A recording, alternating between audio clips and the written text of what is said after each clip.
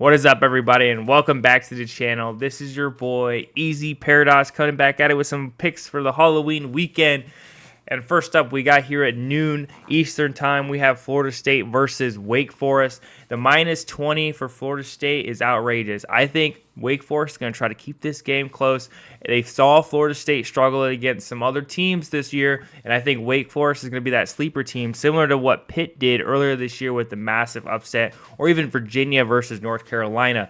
So I think Wake Forest is going to try to keep this close, but ultimately Florida State is going to ultimately win because they just have a better team, and they for some reason perform a lot better in the fourth quarter.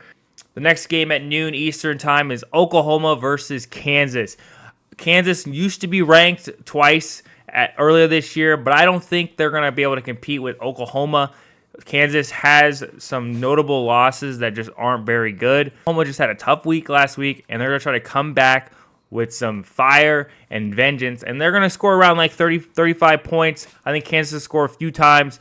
They're going to cover the minus 10, but it's definitely going to be an under to 66. I don't think Oklahoma is going to blow them out or anything, and I don't think Kansas is going to score very many points. And if they do keep it close, I'll be very surprised. The next game we have here is at noon Eastern time. We have Indiana versus Penn State. Penn State's coming off a very difficult game they had against Ohio State, and this is one of those games where I just feel like you could throw any number here. The minus 31, literally, I think Penn State's just going to win by 40. Because Indiana is not a very good team. Penn State's coming off that loss, and they're going to try to really rally with their offense and try to get things going again. So I think it's going to be 45-7. It's not going to be a very entertaining game for the most part. I think Penn State's just going to dominate the entire time. Next, we have Georgia versus Florida at 3:30 Eastern time.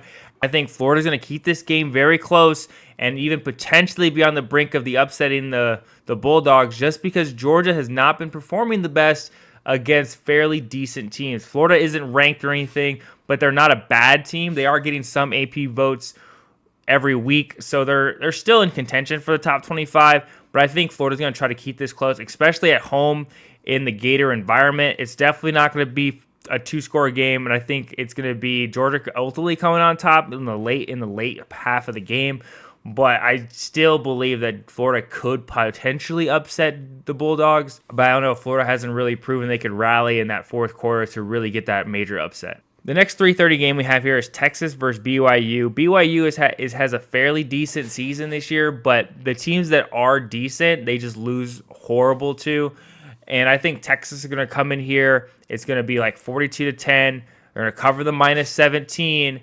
But I do think that BYU has an opportunity to try to compete with Texas like Houston did, where Texas in the second half just kind of fell apart. But ultimately, Texas is the better program, better team, has better talent just to come out on top. But I do think that it's going to be a blowout game, and I don't think we're going to have another Houston situation. Moving on to the next Pac-12 ranked matchups at 3:30, we have Oregon-Utah. This is where I have an upset. I have Utah beating Oregon. Everyone's clamoring that Oregon and Washington are going to meet again in the Pac-12 championship, but they keep on forgetting that Oregon State, Utah, they're all in contention still, and I think Utah has proven with their win against USC that they can compete at the highest level, and I think Utah is one of those sleeper teams where they're going to upset teams just like Oregon, and they're going to go into Eugene and win by a field goal. Maybe even take this game into overtime because it's going to be so close. 3:30 game, we have Pitt versus Notre Dame. This is another one of those games where you can literally throw anything under the ranked teams thing. I have Notre Dame only scoring 35 points here, but they could easily score 40 plus. And Pitt is another one of those sleeper teams, but they've already did their upset for the year, and I don't think they have two in them. So Pitt's gonna crumble like they've done all year, and Notre Dame's just going to walk all over it. The next rank-on-rank game we have is Louisville versus Duke. And I believe in the Louisville dream because currently they're tied for second place with UNC. If you look at the projections, if Louisville and UNC were to win out, they would have a tiebreaker. So if Louisville wins this, they have another good win under their belt to be justified to go to the ACC championship game. And I think it's going to be very close. I think they're going to win by less than a field goal or less, maybe even an overtime kind of situation. But unless Duke plays like they did in the second half, then maybe Louisville could run away with the game. And moving on to the 4 o'clock Eastern schedule, we have the group of 5 team, Tulane, 23. They're going to come in here. They're going to dominate against Rice, and it's not going to be a very entertaining game. I think it's going to be like 38-10. They're going to cover the minus 11.5. Tulane is probably one of the better group of 5 teams, and their only loss is to Ole Miss, which Ole Miss is 13th overall right now. So I think Tulane is way better than Air Force. I think they're better than some of the other group of 5 teams that are in the top 25 right now. And they're just going to dominate Rice. Next 4 o'clock game is going to be USC versus Cal. I was thinking about putting this as a blowout game, but USC's coming off 2 losses in a row. They want to come back, but I think Cal has seen the cracks in the armor for the Trojans, and they're going to try to make this game very competitive. I think in the second half, USC is going to take flight and outscore Cal, because first half, I can see them really being neck and neck, probably like 14-14, maybe even 21-21. But then Cal is probably not going to score any points in the second half because USC just has a better offense. I know their defense is a little scratchy at times, but Cal isn't a very good program overall right now. They're still kind of rebuilding. Moving on to the prime time, 7 o'clock Eastern, we have Washington, Stanford. I originally had this score very, very close. But after doing some research into Stanford, every time Stanford plays someone that's ranked, they just lose by 50 or 40 plus. So I don't think they're going to keep this very competitive. At least with ASU, when they play teams, they keep it very competitive at the beginning of the game, and then they usually near the second half just start crumbling. So I can see why Washington was like having trouble, and I don't think Stanford's football team could even utilize some of those like weaknesses that Washington had in that game. So I think it's going to be like a blowout, 42-7. That number could literally be anything. That minus 26.5. I would never take that bet, but I'm not a gambling man. Moving on to the next group of 5 team out the primetime slot, we have the Air Force Falcons versus the Colorado State. I have Air Force covering the minus 11, but Colorado State is one of those teams where they're not very good, but they did compete with like Colorado at the beginning of the year, so there's some potential there for a good team, but I still think Air Force is a better program this year, so I have them covering the minus 11.5, winning 35-21. The next primetime game, we have Kentucky versus Tennessee, and this is another upset that I'll have. I have Kentucky beating Tennessee. Tennessee is not very good this year. They've been ranked the entire year because they just haven't played anybody, but when they play like fairly decent teams, they just crumble. The Alabama game showed that that second half was just embarrassing for the Tennessee Volunteers. And I think Kentucky can utilize those weaknesses and take over. And because Kentucky's not a bad team, they were ranked just a couple weeks ago, and they did get some votes from the AP pollers, and the game is put at minus 3.5. So I have Kentucky just upsetting them. On to the Ohio State game at 7 o'clock in Madison. I have Ohio State just dogging the Badgers 35-10. I don't think Wisconsin's very good. If you watch that Wisconsin-Iowa game, you can definitely see that Wisconsin just does not have a good offense. They don't really have a good defense either. And Ohio State has one of the best defenses in the league. They're going to hold Wisconsin to like no points.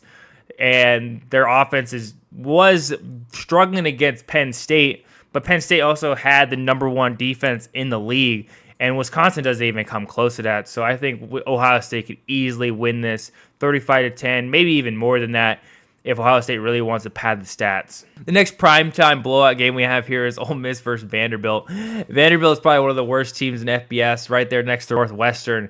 So I have Ole Miss winning 35-3. This number could literally be anything higher than 30, but I don't think Vanderbilt's even going to score a touchdown in this game. Ole Miss is just a better team overall. And Vanderbilt is not one of those good teams to even remotely get close to being competitive. Next primetime game that I think will probably be the most interesting one of the group right now would probably be Colorado versus UCLA. I have Colorado upsetting UCLA in this game.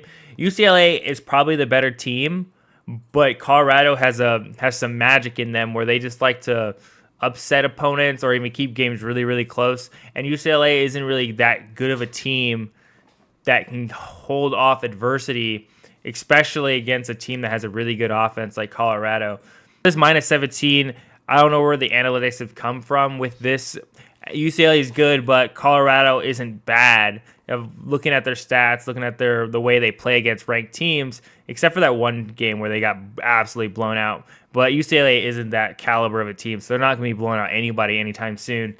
The next 8 o'clock game, we have North Carolina versus Georgia Tech.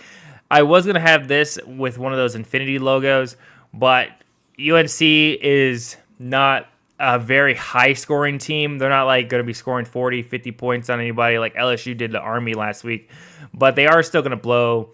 They're also going to blow this money line out of the water because Georgia Tech's program is not very good this year, and UNC is a good team. Like they have only one loss. I know they got upset to Virginia, but I still feel like that's one of those games where like UNC just was just unlucky week. So I do have them winning 28-10 this week. Another one of those Group of 5 teams. If anything, this is probably worse than Group of 5 because Sun Belt Conference is probably one of the worst conferences in Division I football. And I have James Madison winning 42-7 against Old Dominion. I can't say much about this game because I don't really watch the Sun Belt Conference play, and I don't even know what Old Dominion University is. But James Madison has been blowing out everyone in the Sun Belt, so I just have them winning 42-7. The last late night game is going to be Oregon State versus Arizona. Arizona has been keeping it close. Arizona is one of those teams where they come out of nowhere. I have Oregon State winning by 3 on this game, just because Arizona has been keeping up with all the best talent in the Pac-12, but they just can't get over that hump of actually beating these teams. And so I have Oregon State winning. Maybe this game will go into overtime. Maybe Oregon State will just kick a last-minute field goal, but I do have Oregon State still keeping that good record because I still want Oregon State to do well this year. And that's going to be it for this video. Please like and subscribe at the bottom and check out all the other videos on the channel. Peace!